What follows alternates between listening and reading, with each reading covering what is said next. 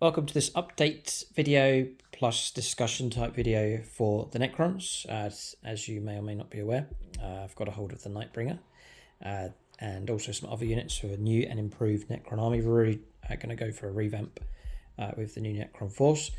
Those models now are all built, based and ready for undercoating and painting. I'm going to show them to you in just a moment. There's also a few topical things I want to talk about here in this video as well. So before we get stuck in, the battle mat, which is perfect for games, see how well it matches in with the Necron colour scheme. The battle mat here from gamemat.eu. It's the Chemzone mat available from them. This particular one has all of the markings laid out for your missions. You can get it without those markings. You can get it in different sizes, 60 by 44, 6 by 4, all sorts of sizes, and also double-sided versions as well, where you get this design. This one is actually a double-sided mat. It's got the Lost World design on the other side. So gamemat.eu for all of your battle mats and terrain. Link for them below.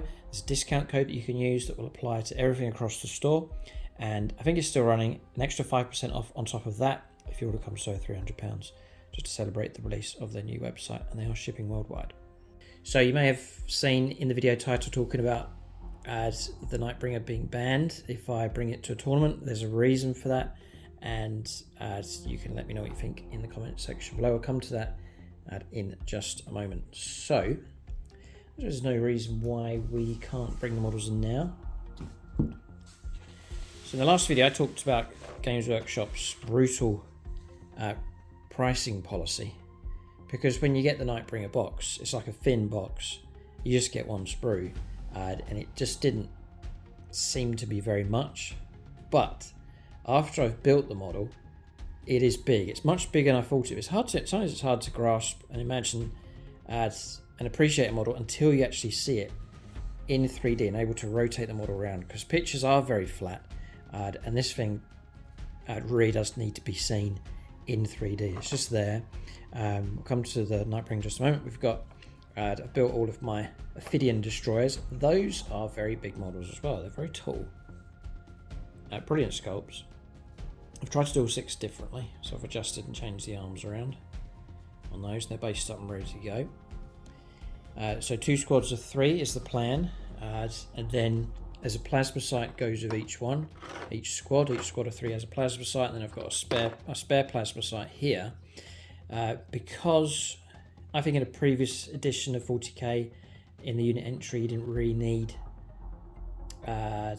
2 plasma sights. You just had one as a representative. I think even you paid points for them, even just the way the rules worked. But now you get them for every 3 models, so I need to build the spare one to go with my squad back destroyers, because technically there should be 2 in the squad, so you get to use the ability twice in the game. So I'll paint that up alongside these. So this is the new chunk for the Necron army, and then it's going to go with the revamped army to build up to 2,000 points. So if you want to see more Necron content, there is the army development video where you'll see the brand new list, including all of these models and the entire list, all the points values and all the tactics and so on. That's on membership. And there should also be, at the time of this video going live, a membership battle at 2,000 points with all of the painted units that are in the new list, minus these, and then we just bring in some painted Necron units just to substitute. But the idea is I've got 3/4 of the army done, so we're just using that experimentally to see how certain combinations work. They're up against the Salamanders. Fantastic game. That battle report is live on membership, so if you want to check that out, you can join the channel at Aspect Warrior level and above, and that'll give you access to all of our bonus content, including that game and all the other exclusive content that we have. So link below for membership, or you go to the homepage and hit the join button. I also want to talk about colour scheme. I've read the comments from the previous video, and I'm going to propose a way that I'm going to paint the model up. There's a few certain paints I've ordered in, listening to comments from people in the comment section from the last video. But I want to focus on the size of this model, because it is big. I was expecting it to be at the height of the Avatar, but the way it's been posed, lifting up off the ground, and you see the height of the scythe here, this is a very tall model if you factor that in. Just by way of comparison, he's way higher than the Avatar of Cain. Just found that interesting. wonder if the base size, it's a bigger base as well. Interesting. Redemptor Dreadnought. As if you include the tip of the scythe, it's twice the height. And just a chance to appreciate this thing. It really is like, it's a beautiful sculpt. It's incredible. This one's a very tall regular model in 40k, so it's a Canoptic Doomstalker. And again, if you factor in the tip of the scythe, it's still taller. I think it's just shorter than a Wraith Knight. We'll bring in some big stuff now. If you go again for the tip of the scythe, it's comparable. It's incredible. I don't have any Imperial Knights. I wonder if it's taller than Imperial Knight. I think it's about the same height. So let us know if you're an Imperial Knights player. Would you give us a measurement? Leave it in the comments section below. So I want to know the height from the bottom of your base to the top. And that's going to be 20 centimeters. So is that comparable to an Imperial Knight? It might just be shorter, it might match, but it's just showing you the size of this thing. And the sculpt work is utterly incredible. It's beautifully done. Look at the detail across here. So that struck me, the size of this model, fantastic. Very much looking forward to painting it up. So what could get it banned from, at least I'm not sure on this one, but what could get it banned from an official tournament? So with Games Workshop, at tournaments you have to use like Games Workshop models that they're not keen on or don't want you using, like proxy models or third-party models that have come from an alternate company that sculpted them up. And would that apply, this is my question, would that apply to the basing? Because I have used third-party models here as casualties on the base. If I bring this in so you can see, because I really like them. They're 3D printed. They're absolutely fantastic. There's another one there, and there's another one here. The detail is fantastic on these. If I can get that in focus, the detail on that. It's like a set. You get like there's like 10 different poses of casualties here. They're very close to Primaris Marines, but slightly different, but there really isn't much. It's a brilliant casualty set. But if I was to use these on my basing, would that then get me banned from a tournament with this model? That's the question I've got. Surely not, but I'm not sure on that one. The idea of these is to have these Space Marine corpses here. Obviously, I'm going to paint them blue to annoy James. But the idea is he's moved across them and sort of destroyed them and sucked the life out of them. So you can see they're stripped down to the bone, some of these. It's very appropriate. This ghastly apparition has claimed the lives of these Ultramarines and just floating over the top of them. So I think that's a great theme. I stuck those down with super glue and then I added to the rocks. You can see there's like sculpted shard type rocks on the base. I added my own ones here as well just to extend it and to blend it in. And those are super glued down, and just the sand and scatter on top as well, just to finish that base up. And I think it's nice with a model like this, it's worth adding to the basing and try and make that a feature for your model.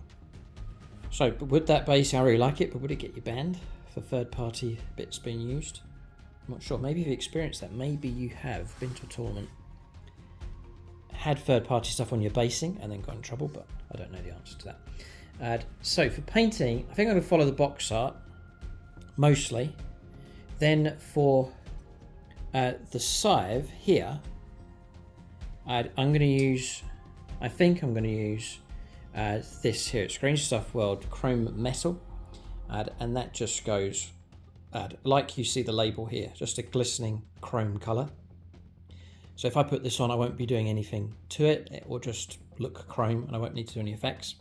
So that's going to save time. It's going to look like really glistening, like a true silver, super clean alien blade, and then just use that just on like the main cutting part across here, and that will naturally like catch the light in the room, give you all sorts of reflections and glints. So it'll be a nice focal point. That's the plan, is to use that stuff. And you can paint it on, you sort of dab it on, it just sort of all starts to... And when you're looking at it, you can, if you're looking close, you can see the metal work, that like the liquid metal just floating around. It's strange stuff. Wrecks your brushes, so it's not very good for brushes. Then for the body, and this is from a comment that I read in the previous video, someone suggested using color shift paints, and Vallejo do them. And I've been looking around on YouTube watching different tutorials and so on. The one that I've settled on is this one here. It's Vallejo the shifters, and it's green, gold, cold blue. So a bit of blue, bit of gold, bit of green in this one. I think matches in with the Necron color scheme. So and again, it's literally a case of I'll need to spray the model silver, because you don't just paint this on. It's like an effect that goes on top of another paint, and I think silver is the color, like a gunmetal type color I saw in the tutorials. The idea is this gets painted on over the top, and then as you rotate the model, you get different colors coming off. So that's going to go, not the cloak or anything like that, it's just going to be the body work here, so the arms and legs, face and so on of this model. I've not done this before. I'm going on subscribers for this one with their suggestion, but it could work really well. It's perhaps hard to imagine until you actually see it. So I'll experiment a little bit first, might spray up some spare bits and then experiment with that to make sure I get it right, because I really don't want to mess up this model. But that's the plan. Let us know what you think of that in the comment section below. So a bit of color shift, which I've always wanted to paint a dark elder armor using color shift paints just on the armor. It just looks so cool. But anyway, that's that color for him, and then the pure chrome on the blade of that as like nice finishing touches. The rest of the model pretty much follow the box art, so there's nice deep blues, purples, fading out to the neon greens around the scarabs. They'll be metallic, and the lightning all in the neon green colors as well. So that's the plan with him. It's hard to imagine, but I'll just do it in stages for the Nightbringer. So that's the video. Just shout out for our sponsors for discount 40k, because the pricing is brutal, but to bring that price down, check out gamingfigures.com, link for them in the video description below. If your order's large enough, you can tap into free postage, which helps keep the costs down as well. It's a bit annoying when you like get a discounted model and then postage is added on top, which pushes the price back up. If your order's large enough, you can get free postage with Gaming Figures. And again, if your order's large enough, they take extra discount off at the checkout as well. So link for them below. And then gamemet.eu for your supplies of battle mats, pre-painted terrain. And then for painted commissions at RW Studios, perhaps you want to get the Nightbringer, have someone else paint it up, RW Studios can do that for you and get in contact with them for a quote. So if you enjoy this series, leave a thumbs up and a comment. It's kind of an update video, discussional topic. I'm keeping them quite short. The response has been excellent. The feedback's been great. It's a plan to keep these videos coming. And a bit of a journey now. We're following along the painting progress of the Nightbringer, the other units. We're building up this Necron army, hopefully for games soon on the channel. To get the Necrons revamped, to get them into the league, hopefully some great games, and hunt down James and see how well he fares against the Nightbringer. Thanks for watching. Tune in next time. And before you go, just remember the army development video and also the battle report with the Necrons is live on membership as well. Thanks for watching. Tune in next time.